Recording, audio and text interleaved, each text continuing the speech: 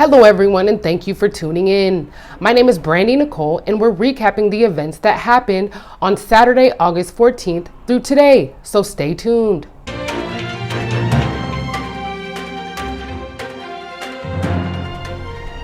Welcome back. On Monday, August 16th, the government of Kabul fell to the Taliban just one day after their president, Ashraf Ghani, fled the country with 4 cars and a helicopter full of cash.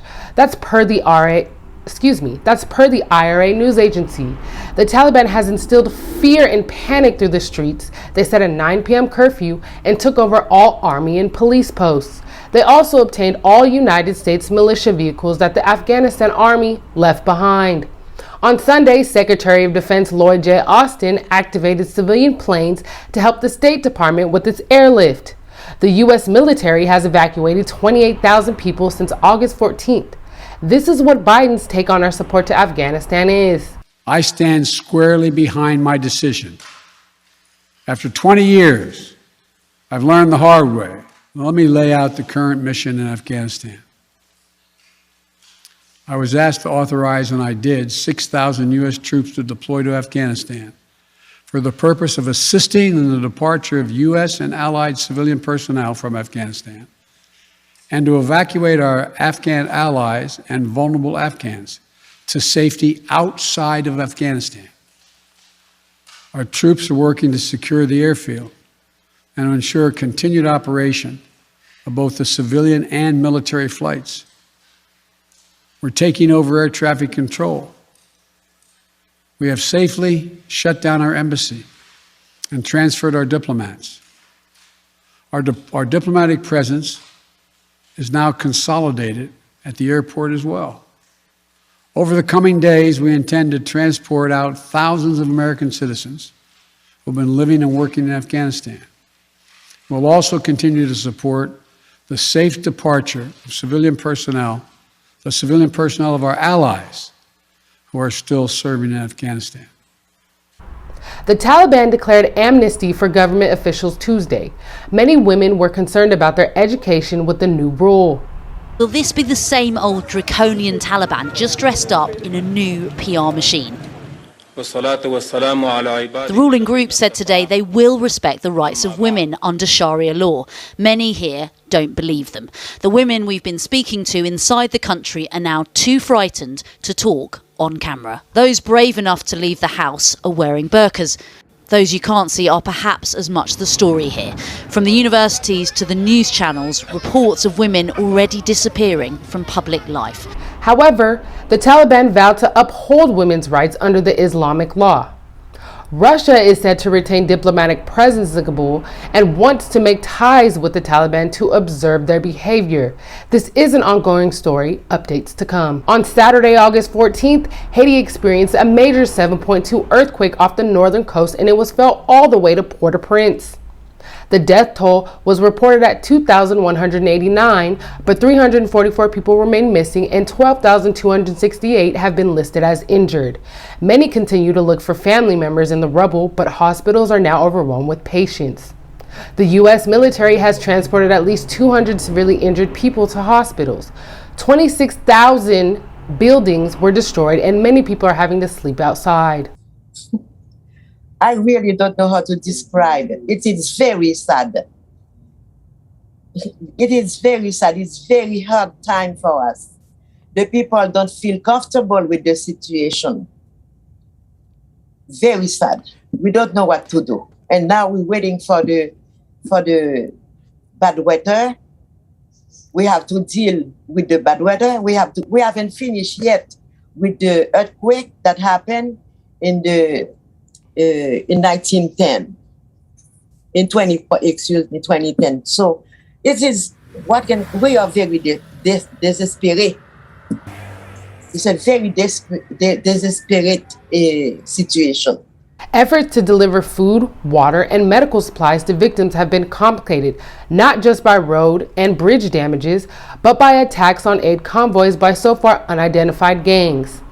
Updates are soon to come in this story. The Robert Kelly, aka R. Kelly trials began on Wednesday, August 14th in a courthouse in Brooklyn, New York. The musician was charged with multiple state and federal crimes and is accused of abusing girls and women over some 2 decades. Racketeering, the making of child pornography, sexual abuse, and bribery. That this is an individual who's not only taking advantage of young girls, but controlling them in every way, shape, or form. Charges which he has repeatedly denied. Several traumatized and emotionally scarred women have since testified against him. Yes, we did hear from one of the accusers of R. Kelly, Jane Doe number 4. We heard about how she met R. Kelly, that she actually was at his last trial where he was acquitted and bumped into him there on a number of occasions. She told us about how she lied that she was 19 rather than 16, and about how R. Kelly raped her and took her virginity after he found out that she lied about her age. She continued with the story of how she not only continued that relationship with R. Kelly, but also introduced him to one of her friends, talked about the relationship they had and the control that he had over her. The musician's bail has been denied on numerous accounts. This is an ongoing story. Updates are underway. On Monday, August 23rd, former Governor Andrew Cuomo resigned from his 3-year term after several allegations of sexual harassment arose. And I think that given the circumstances, the best way I can help now is if I step aside and let government get back to governing. And therefore, that's what I'll do. Because I work for you. And doing the right thing is doing the right thing for you. Investigators say he subjected women to unwanted kisses, groped their butts or breasts, touched them inappropriately, made insinuating remarks about their personal sex lives and appearances, and created a fear-induced work environment. The governor denied all accusations. I want you to know directly from me that I never touched anyone inappropriately or made inappropriate sexual advances. I am 63 years old. I've lived my entire adult life in public view. That is just not who I am. And that's not who I have ever been. Kathy Hochul, a 62-year-old Democrat and former member of Congress from the Buffalo area, took office Tuesday, August 24th. She is New York's 57th governor and first woman to hold the post. She said Cuomo's resignation was, and quote, the right thing to do and in the best interest of New Yorkers, end quote. This case is still under investigation. Updates to follow. The recall election for California state governor is happening September 14th. There are 46 candidates, 24 are Republican and 6 Democrats. Recall supporters say Newsom mishandled the state's response to the COVID-19 pandemic, did not address homelessness concerns efficiently, and supported water rationing. Mail-in ballots began going out on August 16th, and you can turn those into any mail ballot drop box location near you. You may also vote in person at the polls, with early voting beginning September 4th. Do not forget the last day to register to vote online is August 30th. The counties must finish counting ballots and certify results by October 14th, and the Secretary of State's office deadline to certify results is on October 22nd. And if recalled, the new governor will be sworn in on the same day. The Pfizer 2-dose vaccine was fully approved by the Food and Drug Administration for ages 16 and up on August 23rd.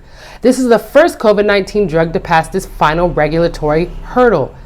Disneyland has introduced their new Magic Key. Like the old passes, Magic Key offers a variety of tiers, giving Disney fans the flexibility to essentially choose how often and when they can go to both theme parks. And for the most part, the choices are cheaper. While the Magic Key holder can only hold a certain number of reservations at a given time, they can make another one after one is used. That is all the news updates we have for today. Look for Weekly News Update for updates on all these stories. Thank you for tuning in. Brandy Nicole, Weekly News Update.